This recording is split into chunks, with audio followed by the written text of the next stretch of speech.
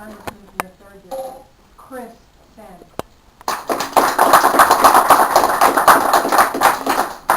Well, thank you all for coming tonight. I really do appreciate it. Until we get some people around me, I'm going to be moving around, so please don't be offended if I turn my back to somebody. Well, first of all, I want to say thank you to a couple of people. One, Fran, where did she just run off to? Oh, good. I want to thank Fran Baker for opening up her home to us this evening. I think this was just a great gesture on her part, and I really do appreciate it. So, Fran, thank you very much for all your help. I also want to say thank you to Miss Marianne Rover, who has been a huge supporter of mine from day one, back in, August 4th of last year. She has been an inspiration to me since then, and a very good advisor and a good mentor, and I appreciate all your efforts with this tonight. You're welcome. And where is my knucklehead campaign? Ah, there he is. For those of you who have not met him, Jim Gwinner is my campaign manager. Without Jim, none of this would be possible. We met back in, actually it was the day of my speech, August 4th. And he obviously believed in what I was talking about and saw that there might be some light at the end of the tunnel and has jumped on. And because of him, we're here tonight. So I just want to say thank you to those people. And finally, I also want to say thank you to my lovely wife in the back, who has been more than supportive of me. She hasn't yelled too much on the nights where I've been out late doing these types of meetings. But thank you, Kelly, very much. I love you for that. Tonight, I just want to talk to you just candidly about some things.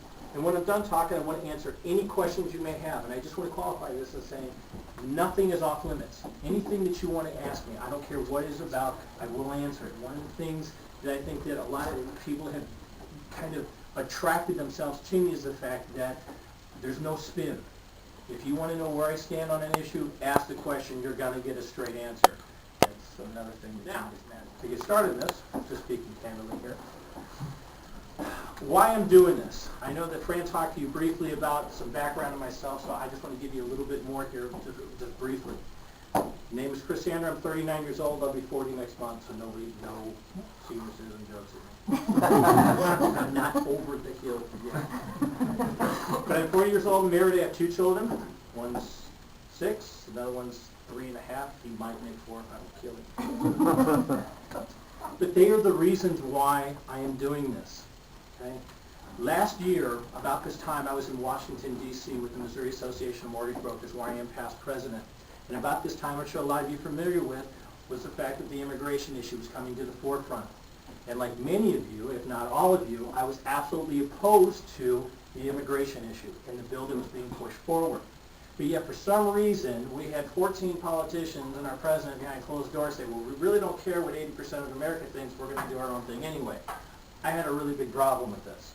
And in between meetings, I went over to the National Archives. Anybody been to the National Archives before? Oh, yeah. Okay. Actually read the Declaration of Independence. Talk about your national representative, my opponent. He has been in office now, this is going into his 6th year. Okay? In 6 years, and I get the statistic from the NRCC because I spoke with him 2 weeks ago, a typical congressman will pass or try to introduce, on average, 30 pieces of legislation per year or per session. Okay? My opponent has been there now going on 6 years. He has introduced 15 pieces of legislation. Of those 15 pieces of legislation, 13 have never made it out of committee. The 2 pieces that were actually signed into law, one built an arterial road in Jefferson County, the other, anyone say yes, renaming of a post office in Kansas City. His last piece of legislation that he introduced, and this is one that will knock your socks off, his last piece of legislation that was introduced, and this goes back to August of 2007, my opponent wants to take $150 million from fiscal 08 and $150 million from fiscal 09 for a total of $300 million and ship it to Africa so the women can be on birth control pills. That is your leader. A conservative is someone who believes in small government, low taxes, a strong military, and more importantly, has the will to fight for those principles. And I think that's one of the things that is missing nowadays. What I truly believe in. One, I believe that we must have immigration reform, and we have to have it now. And how that happens is, first and foremost, we must secure the borders now. Not 6 months from now, not a year from now, now. And that is the prime focus to immigration reform. The second thing that we must do is that we must enforce the laws that we currently have on the books. Everybody understand that we do not need additional laws? We have laws that are on the books right now that will take care of this issue. Matt Blunt has demonstrated the fact that even with our state laws, if you enforce them, they work. Okay? We don't need additional laws, just merely enforcement. And thirdly, we cannot support amnesty in any way, shape, or form. Okay? I will never be in favor of any program that is going to allow somebody or fast-track someone who's been in this country illegally to citizenship ahead of somebody who came into this country. Second of all, we must reform our tax situation, and that has to happen now. Okay? First and foremost, how do we reform that? Number one, we have to make the Bush tax cuts permanent, and we have to do it now. Another thing that we have to do is that we have to reduce taxes not only on businesses, but also on individuals. Okay? I know as being self-employed here, my largest expense, it's not goods, it's not equipment or anything else like that. Payroll taxes are what crush us. Okay? So we've got to be able to reduce that burden from employers, but not only that, we need to reduce it off the individual as well. That's why, as a conservative, we need to push for either a fair tax or a flat tax, one of the two. Okay? The other thing is, too, and I feel wholeheartedly about this, we must eliminate the death tax, and we must either eliminate or greatly reduce the capital gains tax. If you want to see economic stimulus, remove the capital gains tax and watch what happens.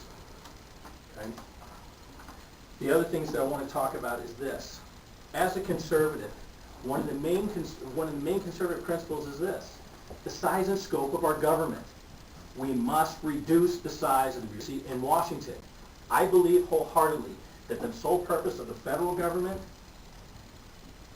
foreign trade, protect my borders, print my money. That's it. I believe that we must support a balanced budget amendment. Jim Lemke once told me, Chris, the best way to keep the government from spending money is not to give it to them. Okay? We have got to pass a balanced budget amendment. And also, too, and this is a big one, we have got to eliminate earmarks. We have got to get rid of the board. Okay?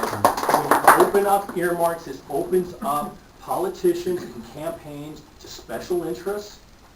We can no longer have it. I agree that, yeah, we probably may need to get a new bridge someplace, but that bridge has to lead somewhere.